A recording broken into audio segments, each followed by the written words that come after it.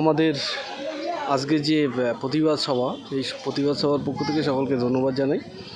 আমাদের মূলত যে আজকে আমাদের প্রতিবাদ সভা ছিল সেটা হচ্ছে ওয়াকফ বিল উইথড্র বা বাতিলের যে প্রোগ্রাম, সেই প্রোগ্রাম আমরা সংগঠিত করেছিলাম।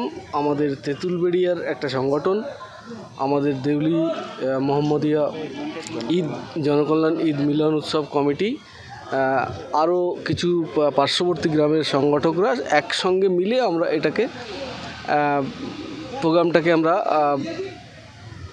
মানে নামাতে পেরেছিলাম এবং আশা করছি দিনের শেষে আমরা সবাই জেনেছি যে প্রোগ্রামটা মোটামুটি সফল হয়েছে। আমাদের সঙ্গে এসেছিলেন মাননীয় মানিক ফকির মহাশয়, পীরজাদা সাইম সিদ্দিকী, ওনারা ওনাদের মূল্যবান বক্তব্য রেখেছেন।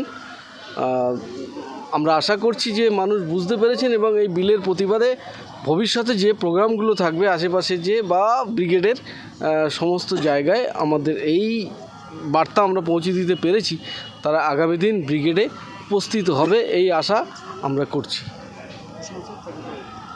আমরা যে পশ্চিমবাংলাবাসী, আমাদের এখানে পার্সেন্টেজ আমরা হিসাব করি না। আমরা হিন্দু, মুসলমান, জৈন, খ্রিস্টান, আমরা যারা পাশাপাশি বাস করি, আমরা ভ্রাতৃত্ব বজায় রেখেই বাস করি।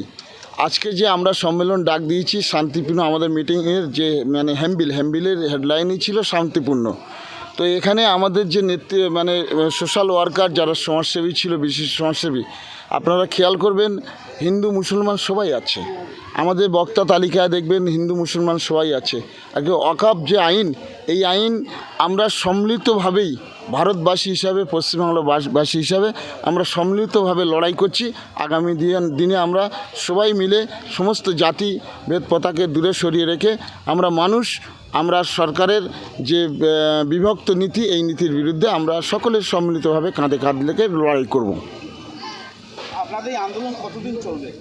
আমাদের আন্দোলন যেভাবে মাত্র চুপি চুপি দুরাত্রে লোকসভা এবং রাজ্যসভায় পাশ হয়ে আমাদের মাননীয় রাষ্ট্রপতি দ্রৌপদী মুর্মুর হাত ধরে আমাদের যে সংবিধানটা সই হয়েছে এবং সংবিধান গৃহীত হয়েছে, আমরা তার বিরুদ্ধে যে আন্দোলন করছি, আমাদের আন্দোলন অহিংস আন্দোলন। আমাদের আন্দোলন কঠোরভাবে আমরা আন্দোলন করব অহিংসার পথে। যতদিন না কেন্দ্রীয় সরকার এই আইন বাতিল করছে, যতদিন না এই সাম্প্রদায়িক যে আইন, এই আইন কালা কানুন বাতিল হচ্ছে, ততদিন আমরা আশা রাখি আমরা সংঘবদ্ধভাবে এই লড়াই চালিয়ে যাব। আমার নাম তোফাজ্জল তরফদার, আমি এই সংগঠনের ক্যাশিয়ার এবং আজকে যে মিটিং তার উদ্যোক্তার একজন। দেখুন, আমাদের already all India Muslim personal law board, আমরা যাদেরকে অভিভাবক মানি, যাদের হেড অফিস দিল্লি, তারা 26শে এপ্রিল অলরেডি ডেট করে দিয়েছে। আর সেই ব্রিগেডকে সামনে রেখে তার সমর্থনে আমাদের এই শান্তিপূর্ণ সমাবেশ। এবারে আপনি যেটা বলছেন যে এই বিল প্রত্যাহার হবে কি না, একটা আন্দোলন 100 কামানের থেকেও বেশি শক্তি ধরে, মনীষীরা বলে গেছে। তো সেই আন্দোলনের মাধ্যমে পৃথিবীতে অনেক কিছুই করা সম্ভব হয়েছে। অতএব আমাদের এই আন্দোলন আজকে যে আকারে দেখলেন, এটা আগামী দিনে বৃহত্তর আকার ধারণ করবে, বিষয়ে সন্দেহ নেই, অবশ্যই সম্ভব।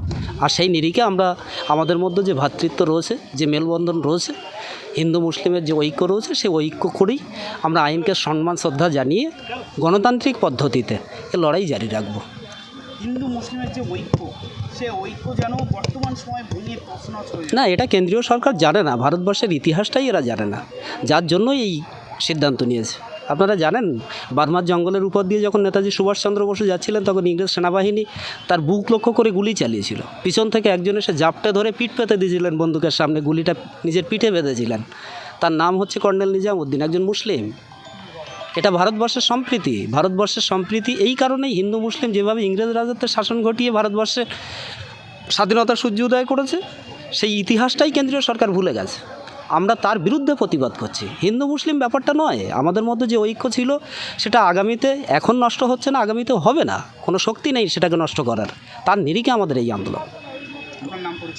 আমি শাহজাহান আলী বিশ্বাস, তেঁতুলবেড়িয়া যে কমিটি, দেউলি কমিটির সঙ্গে যৌথ প্রয়াসে এই অনুষ্ঠান, সেই কমিটির একজন।